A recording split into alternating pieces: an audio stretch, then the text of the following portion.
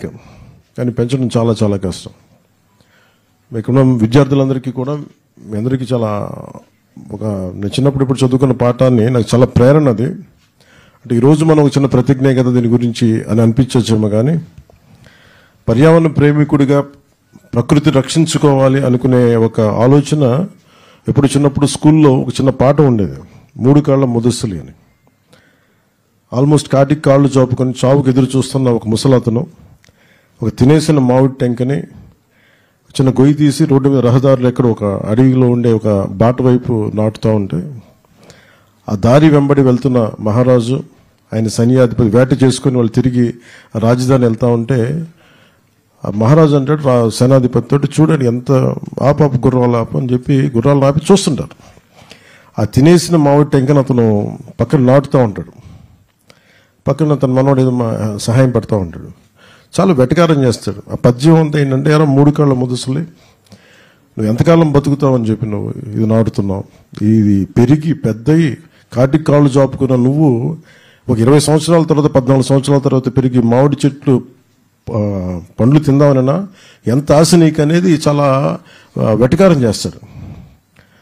అతను నవ్వుతా అంటే తల ఉంచుకొని చాలా వినమ్రత ఒకటే మాట మాట్లాడతాడు, నా కోసం కాదు నా మనవడి తరం కోసం నాటుతున్నాను. ఈరోజు మనం నాటే ప్రతి చెట్టు మనకేదో అద్భుతం ఉందని కాదు, కానీ ఇక్కడున్న భావితరాల కోసం నాటుతున్నాం. ఇది గౌరవ ముఖ్యమంత్రి చంద్రబాబు నాయుడు గారు కూడా ప్రతిజ్ఞ ఇచ్చి ఇది చదివిద్దామని మాట్లాడుతుంటే నన్ను అడిగారు, ఎలా చేద్దాం దీనంటే, మీరు చదవండి సార్ మేము ఫాలో అవుతామంటే, ఆయన సదుద్దేశంతో లేదు భావితరాలకి ఇది కావాలని చెప్పి మీ ఇక్కడ ఉన్న విద్యార్థులని పిలిపించి మరి ఆ పాప చేత చేయించడం నిజంగా ఆయన సహృదయతకి ఆయన దార్శనికతకి నిదర్శనం. ఇది మనం ఏమి చేసినా ఇది భావితరాలకి బాగుండాలనే చేస్తాం తప్ప ఈరోజు మనం చేసే ఏ పని కూడా మనకంటే కూడా వచ్చే తరాలు బాగుండాలి. ఆ క్రమంలో ఈ అడవి వాతావరణాన్ని పరిరక్షించుకుంటే తప్ప మనకి మనుగడ లేదు. గౌరవ ముఖ్యమంత్రి గారు చాలాసార్లు రివ్యూ మీటింగ్స్లో కూడా ప్రత్యేకించి చెప్పింది, మనకి 29% ఉంది మనకి అడవి మనకి పచ్చదనం, మనకి అది అడవుల ద్వారా కావచ్చు వనాల ద్వారా కావచ్చు, కానీ దానిని 50% తీసుకెళ్లాలన్న లక్ష్యంతో ఈ చంద్రబాబు గారి నాయకత్వంలో ప్రభుత్వం పనిచేస్తాం. దాంట్లో భాగంగానే ఈ 1 కోటి మొక్కలు వన మహోత్సవ కార్యక్రమాన్ని మొదలుపెట్టాం.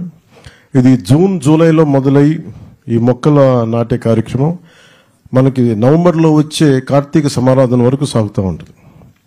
ఒకటి మొక్కలు నాటడమే కాదు, దాన్ని పరిరక్షించుకోవడం కూడా చాలా చాలా అవసరం. దాన్ని ఎలా చెయ్యాలనేది ఇది ఒక్కళ్ళని చేస్తే సరిపోదు, ఇది మనందరి సమిష్టి బాధ్యతగా తీసుకొని నడిపించాల్సిన అవసరం. కేవలం ప్రభుత్వ శాఖలు ప్రభుత్వ అధికారులు కాకుండా ప్రతి ఒక్కరూ దీన్ని సమిష్టి బాధ్యతగా మన బాధ్యతని నడిపించాల్సిన అవసరం ఉంది. ఇది దేవాలయాల్లో కావచ్చు, మస్జిదుల్లో కావచ్చు, లేదంటే చర్చెస్లో కావచ్చు, లేదంటే అడ్మినిస్ట్రేటివ్ బిల్డింగ్స్లో కావచ్చు, ఎక్కడైనా సరే పచ్చదనం పెరగాలని మనం కోరుకుంటే తప్ప, ఎందుకంటే ఎండ మలమలలాడే ఎండ వచ్చినప్పుడే పచ్చదనం తాలూకు నీడ తాలూకు విలువ తెలుస్తుంది. అందుకని ఖచ్చితంగా మనందరి బాధ్యత సామాజిక బాధ్యతగా తీసుకోవాలి. గత ప్రభుత్వం ఇష్టారాజ్యంగా చెట్లు కొట్టేశారు.